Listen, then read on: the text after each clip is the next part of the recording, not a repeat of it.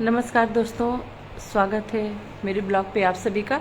और आज हम जिला विधिक प्राधिकरण सेवा जो जनपद न्यायालय में चल रही है सुचारू रूप से, आज हमारे समक्ष हैं दिनेश कुमार गौतम जी, जो जिला विधिक प्राधिकरण सेवा प्राधिकरण प्रयागराज के सचिव भी हैं और एचजीएस भी हैं।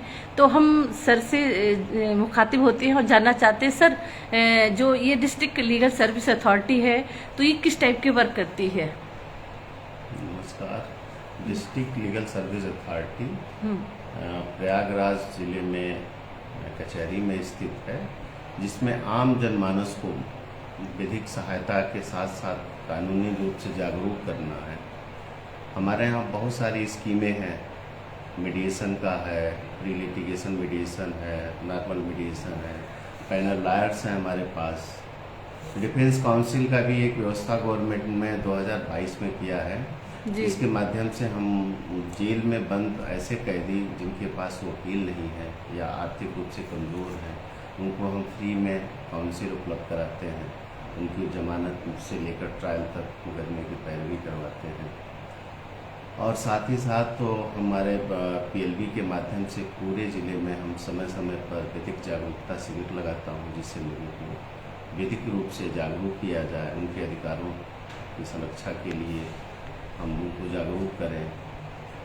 और साथ ही साथ हमारे यहाँ यदि पीड़ित के लिए विक्टिम कंपनसेशन स्कीम एक गवर्नमेंट की चली हुई है 2016 से जी, जिसके संबंध में हम पीड़ित को आर्थिक रूप से कुछ सहायता दिलाने का भी प्रयास करते हैं, तो उसको आर्थिक रूप से आगे की पढ़ाई लिखाई वैवाहिक जीवन में आगे बढ़ने के लिए आर्थिक रूप से गवर्नमेंट ने जो योजनाएं बनाई हैं उसको दिए कुछ धनराशि से उसको सहायता प्रदान की जाती है।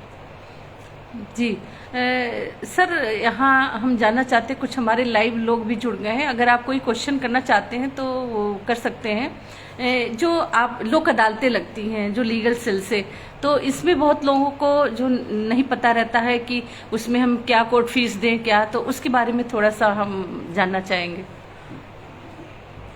लोक अदालत राष्ट्रीय रूप से पूरे भारत में एक ही डेट पर मनाई जाती है।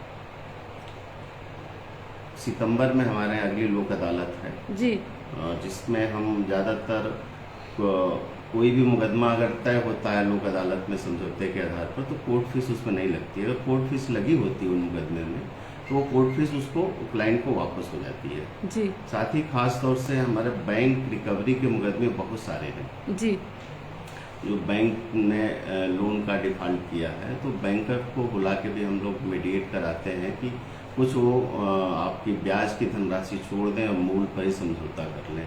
एक निश्चित धनराशि पर समझौता भी होता है। पिछली लोक अदालत में हम लोगों ने करीब 2.5 करोड़ रुपए का वसूली करवाए थे हम लोग बैंकों से। करीब 800 मुकदमे तय हुए थे।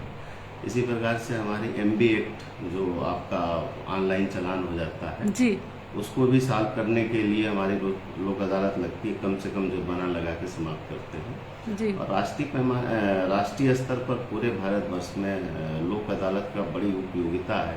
छोटे मोटे मुकदमे उसमें समझौते के आधार पर समाप्त किया जा सकता है जी। सर, बहुत लोग पूछते हैं जैसे कि मीडिएशन भी लीगल सेल में बड़ी सक्रियता से चल रहा है, तो किस टाइप के केसेस और कौन से लोग मीडिएशन का लाभ उठा सकते हैं?